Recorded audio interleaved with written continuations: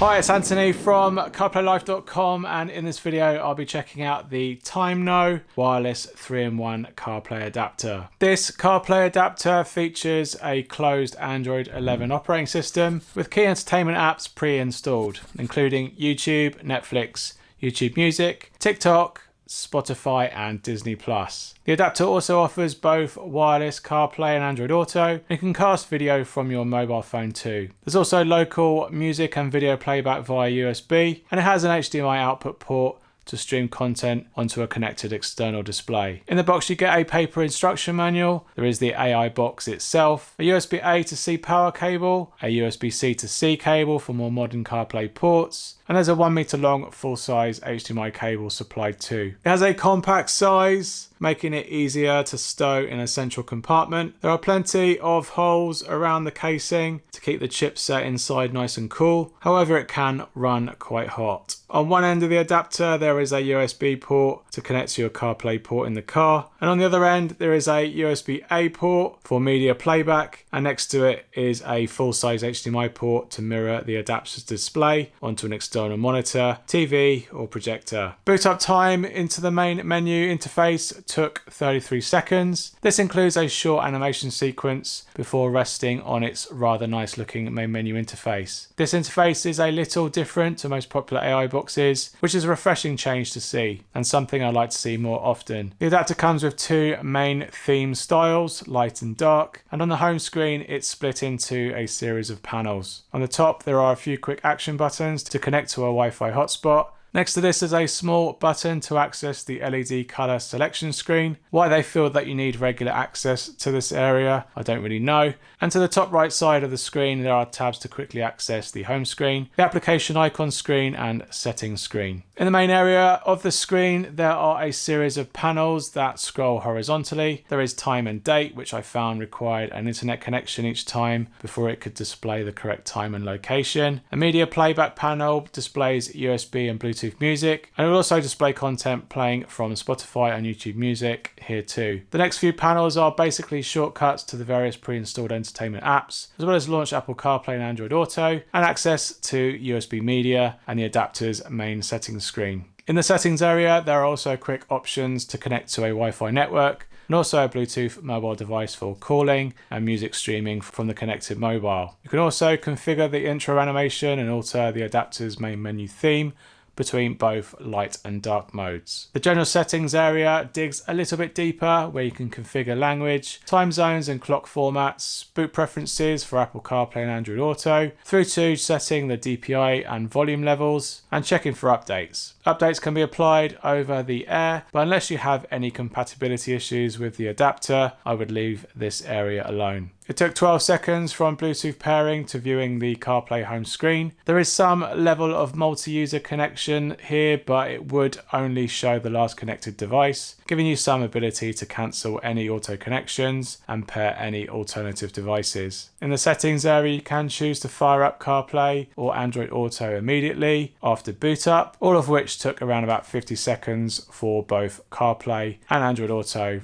from first powering up. The CarPlay display stream wasn't a high DPA on the very capable Pioneer display, but this adapter has mainly been focusing on OEM CarPlay car stereos, so aftermarkets might be a little bit hit and miss. And I couldn't get it running on any of the portable CarPlay displays either. It did, however, run in the right resolution on my HD display in my VW Golf. Music resumed just fine after messages, calling and boot up, and the microphone quality when calling was good. I didn't experience any significant call lag either. Android Auto took a similar 12 seconds to pair with my Google Pixel. Like many other AI boxes of this kind, the display resolution was lower than CarPlay's, which resulted in either poorly formatted or fuzzy quality display and icons. Calling was also fine, and there was some noticeable delay in certain interactions, likely due to the low quality of stream from the device and its general Wi-Fi specs from the adapter. so I would hesitate to recommend this specific adapter if you plan on using it mainly for Android Auto. All of its pre-installed apps require an internet connection that without a SIM card tray or slots on the adapter itself, you only have the choice from either using a local Wi-Fi hotspot in the car if it has one, or wirelessly tethering from your phone. Once connected, entertainment apps like YouTube and Netflix will be able to stream their content onto the CarPlay display. Depending on the DPI level that you choose in the settings menu,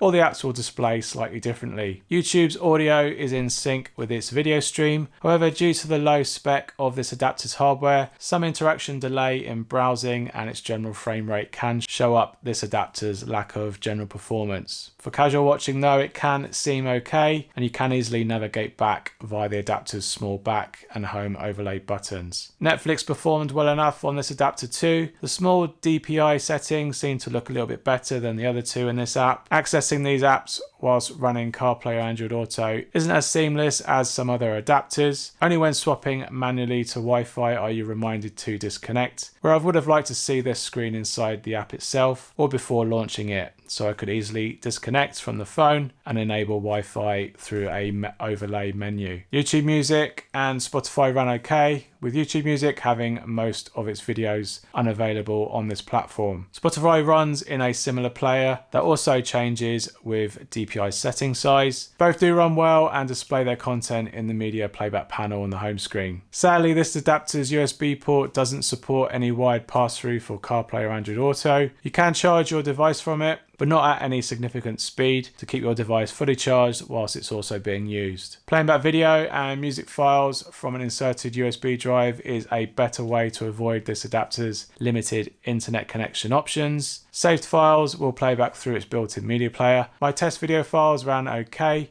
However, on high bitrate files, the picture quality became a little bit pixelated during any fast-moving, high-detailed scenes. Connecting up an HDMI cable to the adapter allows you to send the adapter's content to an external monitor in the car, computer monitor, TV or projector. Using the USB port, I was able to pair a wireless remote with the adapter, so this adapter could be controlled whilst being connected to a TV, projector or display monitor for use outside of a car environment. Using a remote that requires a USB receiver will use up the USB port, however, but I did successfully connect a USB hub to run both the remote, receiver and USB drive from the single USB port. Connected to a TV, it ran its own TV-friendly software, which formats most of its apps for use on a bigger screen. You can cast from a phone also in this mode. However, audio and frame rate was a little bit behind when I was casting from my iPhone. Casting from the phone to a CarPlay display was better and also in sync, and casting from Android Auto was much better than some other adapters that I've reviewed, which, like on iPhone, it made it a seamless experience whilst both devices are operating over the same network. You can choose to cast video either directly from within apps like YouTube, or you can select the OS screen mirroring option to cast your entire display instead. As always, you are limited from casting any copyrighted app content, but apps like YouTube and TikTok seem to work quite well here, with good picture quality and audio in sync. This 3-in-1 CarPlay AI box from Timeknow currently retails for $75 from their store on AliExpress and $149 on their official Shopify store. And I'll share direct links to them down below so you can learn more about this adapter and buy yourself one. Overall, this adapter has similar specs as most of the other 3-in-1 adapters that are selling today. Its update to Android 11 over many that still run on Android 8 helps with general app support. However, being a closed Android platform and there's no ability to sideload apps, applying any app updates can be a little bit difficult. Firing up Disney Plus did prove this, as I was unable to update the app,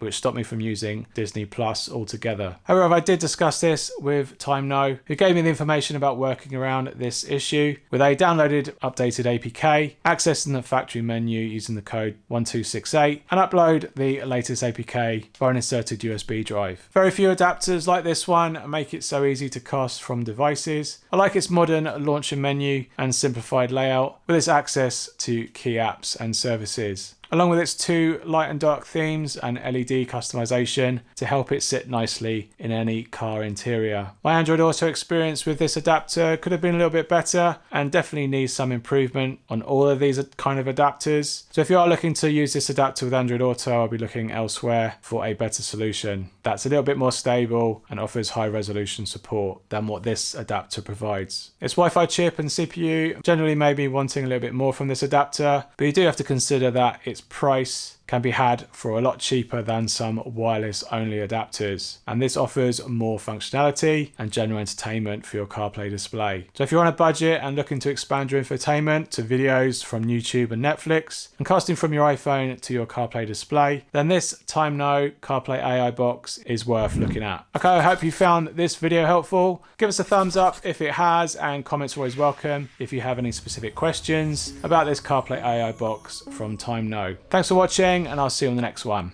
Cheers. Bye.